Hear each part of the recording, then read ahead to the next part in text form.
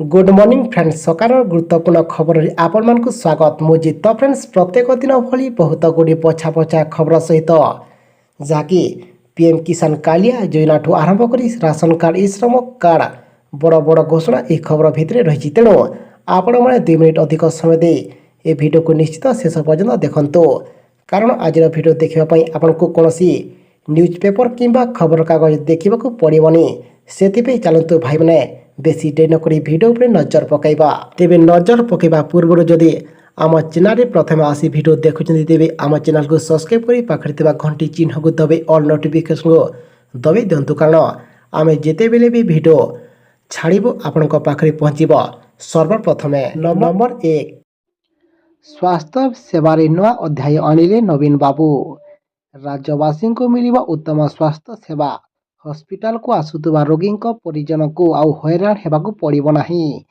से डाक्तखाना रही व्यवस्था हेब एथिपे राज्य सरकार आम हॉस्पिटल नाम एक नूतन योजना आनी आम हॉस्पिटल योजना को नहीं स्वास्थ्य निर्देशक सूचना दे कहते आम हॉस्पिटल योजना राज्य सरकार निजस्व योजना जहाँकि प्रथम पर्यायर 149 हॉस्पिटल योजन सामिल होता आज 15टी जिले में आम हॉस्पिटल लोकार्पण होती योजन सब हॉस्पिटल उत्तम मानर रोगी सेवा मिल परवर्ती खबर आसला पुणी महंगा भत्ता को नहीं पुणी एक खुशी खबर साधारणतः वर्षर जनवरी और जुलाई मासरे दुईथर केन्द्र कर्मचारी महंगा भत्ता डे वृद्धि कराए अधिकांश समय प्रथम डे संशोधन मार्च मासरे सार्वजनीन होता है तेणु आसंता मासरे केन्द्र सरकार एने एक बड़ निष्पत्ति नहीं पारती विशेषकर आगामी होली अवसर में केन्द्र कर्मचारी को एक बड़ उपहार मिल पारे परवर्ती खबर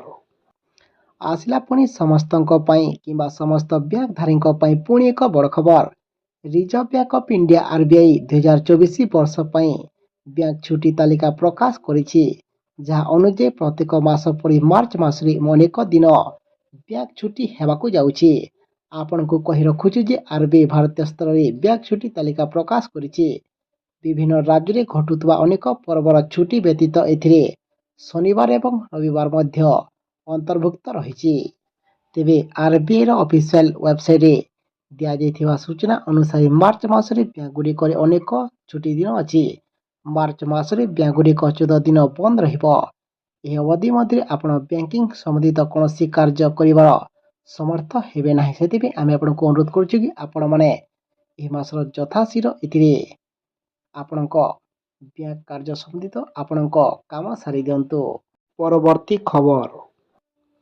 पुणे आज नवीन सरकार नेले बड़ निष्पत्ति निज उद्योग गठन कर अर्थनीति प्रति योगदान देवा लगी राज्यवासी विशेषकर युवपीढ़ी जो उत्साह एवं अभिलाष रही पूरण करने सरकारी स्तर में बहु उद्यम कर राज्य सरकार स्टार्टअप ओडिशा ए दिगरे कार्य करुवा बेले केंद्र शिक्षा किंबा केंद्र सरकार शिक्षा मंत्रालय से जोड़ी होइछि केंद्रर 100 क्यूब स्टार्टअप अभियान अधीन 2036 बेल को ओडिशा रे 100 कोटी टंका लेखाएं 200 स्टार्टअप स्थापन करने लगी लक्ष्य रखा चलित मासरे केंद्र शिक्षा मंत्री Dharmendra Pradhan IIT Bhubaneswar 100 cube startup अभियान आरंभ करिसेंती परवर्ती खबर एणिकी यही बस टर्मिनाल रे हेब पुलिस आउटपोस्ट नियुक्ति पाइबे 89 पुलिस कर्मचारी बरमुंडा अम्बेडकर बस टर्मिनाल रे हेब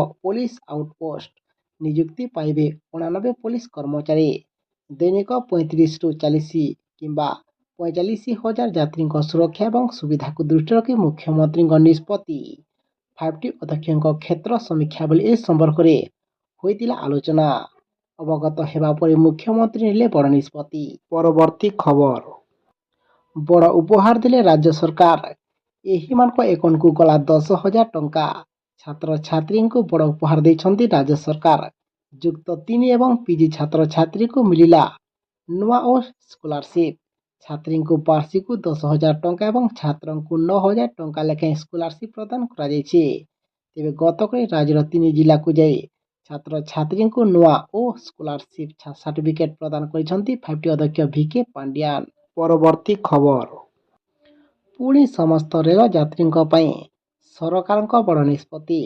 ରାଷ୍ଟ୍ରର ଜୀବନରେଖା କୁହାଯାଉଥିବା ଭାରତୀୟ ରେଳପଥର ପ୍ରାୟ 554 ରେଳ ଷ୍ଟେସନର ପୁନର୍ବିକାଶ ସାଙ୍ଗକୁ 1500 ରେଳ ରୋଡ୍ ଓଭରବ୍ରିଜ୍ ଏବଂ ଅଣ୍ଡରପାସ୍ର ଶିଳାନ୍ୟାସ ସହ ଉଦ୍ଘାଟନ ଗତକାଲି ସାରା ଦେଶରେ ଅନୁଷ୍ଠିତ ହୋଇଛି।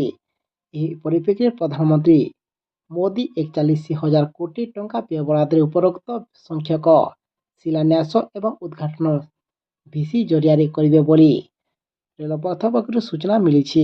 ପରବର୍ତ୍ତୀ ଖବର। ପୁଣି ଆସିଲା ସମସ୍ତ ରୋଗୀଙ୍କ ପାଇଁ ପୁଣି ଏକ ବଡ଼ ଖବର। ଲୋକଙ୍କ ହିତକୁ ଦୃଷ୍ଟିରେ ରଖି ସରକାର କେବଳ ବିଜୁ ସ୍ୱାସ୍ଥ୍ୟ କଲ୍ୟାଣ ଯୋଜନା BSKYରେ ପର୍ଯ୍ୟାୟକ୍ରମେ ସମ୍ପ୍ରସାରଣ କରୁନାହାନ୍ତି ବରଂ ରୋଗୀଙ୍କ ସମସ୍ୟା ଦୂର ପାଇଁ ଗୋଟିଏ ପରେ ଗୋଟିଏ ପଦକ୍ଷେପ ନେଉଛନ୍ତି। ଏହି କ୍ରମରେ ରୋଗୀମାନଙ୍କର ଏକ ସମସ୍ୟା ଦୂର କରିବା ପାଇଁ ଯାଉଛନ୍ତି ରାଜ୍ୟ ସରକାର। ଏଣିକି ରୋଗୀ BSKY ପଞ୍ଜୀକୃତ ଡାକ୍ତରଖାନାରେ ଶଯ୍ୟା ଖୋଜି ଦୟାନ୍ତ ହେବେ ନାହିଁ କିମ୍ବା ଚିକିତ୍ସା ବିଳମ୍ବିତ ହେବ ନାହିଁ। ରାଜ୍ୟ ତଥା ରାଜ୍ୟ ବାହାରେ ଥିବା ସମସ୍ତ ପଞ୍ଜୀକୃତ ଡାକ୍ତରଖାନାର ଶଯ୍ୟାର ଅନଲାଇନ୍ ମ୍ୟାପିଂ କରାଯିବ। ଫଳରେ ମୋବାଇଲ ଆପ୍ ବ୍ୟବହାର କରି ଯେଉଁ ଡାକ୍ତରଖାନାରେ ଶଯ୍ୟା କିମ୍ବା ICU ଖାଲି ଅଛି ତାହା ତୁରନ୍ତ ଜଣାପଡ଼ିବ। ଫଳରେ ରୋଗୀ ତୁରନ୍ତ ସେଠାରେ ପହଞ୍ଚିବେ ଆଉ ଶୀଘ୍ର ତାଙ୍କର ଚିକିତ୍ସା ଆରମ୍ଭ ହେବ। ପରବର୍ତ୍ତୀ ଖବର। ଦେଶର ପ୍ରଥମ ରାଜ୍ୟ ଭାବରେ ଓଡ଼ିଶା ସରକାର ଆଣିବେ ଯୁବ ବଜେଟ୍। ରାଜ୍ୟବାସୀଙ୍କ ବିକାଶ ପାଇଁ ମୁଖ୍ୟମନ୍ତ୍ରୀ ନବୀନ ପଟ୍ଟନାୟକ ବିଭିନ୍ନ ବର୍ଗର ଲୋକଙ୍କ ପାଇଁ ଭିନ୍ନ ଭିନ୍ନ ଯୋଜନା ଲାଗୁ କରିଛନ୍ତି। ତେବେ ପ୍ରତିଟି ପାଳିରେ କିଛି ନୂଆ କରି ରାଜ୍ୟବାସୀଙ୍କୁ ଭେଟି ଦେଉଥିବା ମୁଖ୍ୟମନ୍ତ୍ରୀଙ୍କ ବଡ଼ ଯୋଜନା କରିଛନ୍ତି। କୃଷି ବଜେଟ୍, ଭେଣ୍ଟର ବଜେଟ୍, କ୍ଲାଇମେଟ୍ ବଜେଟ୍ ପରି ଯୁବ ବଜେଟ୍ ଆଣିବାକୁ ରାଜ୍ୟ ସରକାର ଯୋଜନା କରୁଛନ୍ତି। ପରବର୍ତ୍ତୀ ଖବର। ଆସିଲା ପୁଣି ପାଣିପାଗ ସୂଚନାକୁ ନେଇ ପୁଣି ଏକ ବଡ଼ ଖବର। ବଦଳିଲା ପାଗ। ଆଜି ପଶ୍ଚିମ ଓଡ଼ିଶାରେ ବର୍ଷାର ସମ୍ଭାବନା, କିଛି ସ୍ଥାନରେ ପ୍ରବଳ ବର୍ଷା ହେବା ନେଇ ପୂର୍ବାନୁମାନ କରିଛି ଆଞ୍ଚଳିକ ବିଜ୍ଞାନ କେନ୍ଦ୍ର। ସେହିଭଳି ଓଡ଼ିଶାର ଅନ୍ୟ କିଛି ସ୍ଥାନରେ ବର୍ଷା ହେବାର ସମ୍ଭାବନା ରହିଛି। କିଛି ସ୍ଥାନରେ ପ୍ରବଳରୁ ଅତି ପ୍ରବଳ ବର୍ଷା ହେବା ନେଇ ଆକଳନ କରିଛି ପାଣିପାଗ ବିଭାଗ। ତେବେ ପଶ୍ଚିମ ଏବଂ ଆଭ୍ୟନ୍ତରୀଣ ଓଡ଼ିଶାର 12ଟି ଜିଲ୍ଲାରେ ବର୍ଷା ହେବା ନେଇ ଆକଳନ କରିଛି ପାଣିପାଗ ବିଭାଗ। ଏନେଇ ସତର୍କ ରହିବାକୁ ଦିଆଯାଇଛି ନିର୍ଦ୍ଦେଶ। ତେବେ 12ଟି ଜିଲ୍ଲା ହେଲା ନୂଆପଡ଼ା, ବରଗଡ଼, ବଲାଙ୍ଗୀର, କଳାହାଣ୍ଡି, ବୌଦ୍ଧ, କନ୍ଧମାଳ, ଝାରସୁଗୁଡ଼ା, ସୋନପୁର, ଅନୁଗୁଳ, ସୁନ୍ଦରଗଡ଼ ଏବଂ ଦେବଗଡ଼ରେ ବର୍ଷା ସମ୍ଭାବନା ରହିଛି। ପରବର୍ତ୍ତୀ ଖବର। ପୁଣି 10ମ ପ୍ରଶ୍ନପତ୍ର ଭାଇରାଲ ହୋଇଥିବା ଅଭିଯୋଗ। କେନ୍ଦୁଝରରେ ପୁଣି ମାଟ୍ରିକ ପ୍ରଶ୍ନପତ୍ର ଭାଇରାଲ। ଗତକାଲି ଗଣିତ ପ୍ରଶ୍ନପତ୍ର ଭାଇରାଲ ହୋଇଥିବା ଅଭିଯୋଗ ହୋଇଛି। ପରୀକ୍ଷା ଆରମ୍ଭ ହେବାର କିଛି ସମୟ ପରେ ସୋସିଆଲ ମିଡିଆରେ ଘୁରି ବୁଲୁଛି ପ୍ରଶ୍ନପତ୍ର ଓ ଏହାର ଉତ୍ତର। ତେବେ ପରୀକ୍ଷା ଶେଷ ହେବା ପରେ ଏହାର ସତ୍ୟାସତ୍ୟ ଜଣାପଡ଼ିଥିଲା। ତେବେ ଏହି ପ୍ରଶ୍ନପତ୍ର ଚଳିତ ବର୍ଷର ନା ପୂର୍ବ ବର୍ଷର ତାହା ଏବେ ସତ୍ୟାସତ୍ୟ ଜଣାପଡ଼ିନାହିଁ। ପରବର୍ତ୍ତୀ ଖବର। ଆସନ୍ତା ଏହି ତାରିଖରୁ ଦେଶରେ ଲାଗୁ ହେବ ନୂଆ ଅପରାଧ ଆଇନ। ଜୁଲାଇ 1ରୁ ଦେଶରେ ଲାଗୁ ହେବ ନୂଆ ଅପରାଧ ଆଇନ। କେନ୍ଦ୍ର ସରକାର ଏନେଇ ଅଧିସୂଚନା ଜାରି କରିଛନ୍ତି। ଏଥିରେ କୁହାଯାଇଛି ଯେ ବ୍ରିଟିଶ କାଳ ଭାରତୀୟ ଦଣ୍ଡ ସହିତ IPC, ଭାରତୀୟ ସାକ୍ଷ୍ୟ ଅଧିନିୟମ ଏବଂ CRPC ସ୍ଥାନରେ 3 ନୂଆ ଅପରାଧ ଆଇନ ଜୁଲାଇ 1 ତାରିଖରୁ ଲାଗୁ ହେବ, ଯାହାକି ହେଉଛି ଭାରତୀୟ ନ୍ୟାୟ ସଂହିତା, ଭାରତୀୟ ନାଗରିକ ସୁରକ୍ଷା ସଂହିତା ଏବଂ ଭାରତୀୟ ସାକ୍ଷ୍ୟ ଅଧିନିୟମ। ପରବର୍ତ୍ତୀ ଖବର। ଆସିଲା ପୁଣି PM କିଷାନର ସମସ୍ତ ଯୋଗ୍ୟ ହିତାଧିକାରୀଙ୍କ ପାଇଁ ପୁଣି ଏକ ଖୁସି ଖବର। ପ୍ରଧାନମନ୍ତ୍ରୀ କିଷାନ ଯୋଜନାରେ ଜଡ଼ିତ କୃଷକଙ୍କ ପାଇଁ ଆସିଲା ବି ବହୁତ ବଡ଼ ଖୁସି ଖବର। ଚଳିତ ମାସରେ 16ତମ କିସ୍ତି ଆକାଉଣ୍ଟକୁ ଆସିବ। ପ୍ରଧାନମନ୍ତ୍ରୀ ନରେନ୍ଦ୍ର ମୋଦି ଫେବୃଆରୀ ଶେଷ ସପ୍ତାହରେ 2,000 ଟଙ୍କା କୃଷକଙ୍କ ଆକାଉଣ୍ଟକୁ ଟ୍ରାନ୍ସଫର କରିବେ। PM କିଷାନ ହିତାଧିକାରୀ ୱେବସାଇଟ୍ ଅନୁଯାୟୀ 28 ଫେବୃଆରୀ କିମ୍ବା ଆସନ୍ତାକାଲି 16ତମ କିସ୍ତି ଟଙ୍କା ଜାରି କରିବେ ବୋଲି ଏବେ ଅଫିସିଆଲ ଭାବରେ ଏବେ ଜଣାପଡ଼ିଛି। ସେଥିପାଇଁ ଯେଉଁମାନେ ଏପର୍ଯ୍ୟନ୍ତ ଆପଣଙ୍କ ଡକୁମେଣ୍ଟକୁ KYC କିମ୍ବା ଆପଣଙ୍କ ଜନଧନ ଆକାଉଣ୍ଟ, ଯଦି ଆପଣଙ୍କ ଷ୍ଟେଟ୍ ବ୍ୟାଙ୍କରେ ଖାତା ଅଛି ତେବେ ଆପଣଙ୍କ ଯଦି ଜନଧନ ଖାତା ଅଛି ତେବେ ଆପଣଙ୍କର ଆକାଉଣ୍ଟ ଚାଲୁଛି କି ନାହିଁ ତେବେ ଆପଣମାନେ ଶୀଘ୍ର ଏଥିରେ ଯାଞ୍ଚ କରନ୍ତୁ। କାହିଁକିନା ଏଥିରେ ଜନଧନ ଆକାଉଣ୍ଟ ଅନେକ ପ୍ରାୟ ଏବେ ବନ୍ଦ ହୋଇସାରିଛି, ଯାହାକି ଆପଣଙ୍କୁ ଏଥିରେ KYC କରିବାକୁ ପଡ଼ିବ। ପରବର୍ତ୍ତୀ ଖବର। ସମସ୍ତ କାଳିଆ ହିତାଧିକାରୀଙ୍କୁ ବଡ଼ ଉପହାର ଦେଲେ ରାଜ୍ୟ ସରକାର। କାଳିଆ ଯୋଜନାର ଅବଧିକୁ 3 ବର୍ଷ ବୃଦ୍ଧି ସହ ସମସ୍ତ ଯୋଗ୍ୟ ଚାଷୀଙ୍କ ଖାତାକୁ ଯଥାଶୀଘ୍ର ପରବର୍ତ୍ତୀ କିସ୍ତି ଟଙ୍କା ଦେବାକୁ ବିଚାର କରୁଛନ୍ତି ରାଜ୍ୟ ସରକାର। ଏଣିକି ଯେତେବେଳେ ସରକାର ଆବଶ୍ୟକ ମଣିବେ ଚାଷୀଙ୍କୁ କାଳିଆ ସହାୟତା ଦେଇପାରିବେ ଏବଂ ବିଶେଷ କରି ଭୂମିହୀନ କୃଷକ ପରିବାରକୁ ଅତିରିକ୍ତ ଭାବରେ 2,000 ଟଙ୍କା ଦେବା ପାଇଁ ସରକାର ନିଷ୍ପତ୍ତି ନେଇଛନ୍ତି, ଯାହାକି ଏଥିରେ 53 ଲକ୍ଷରୁ ଅଧିକ ହିତାଧିକାରୀଙ୍କୁ ପୁଣି ଏଥିରେ ଭାଗ ଚାଷୀ ଭୂମିହୀନ ପୁଣି ସମସ୍ତଙ୍କୁ ଟଙ୍କା ମିଳିବାଟା ଯଥେଷ୍ଟ ଭାବରେ ସମ୍ଭାବନା ରହୁଛି ଏବଂ ଏଥିରେ 100% ସହିତ ଟଙ୍କା ମିଳିବ ବୋଲି ସୂଚନା ମିଳିଛି।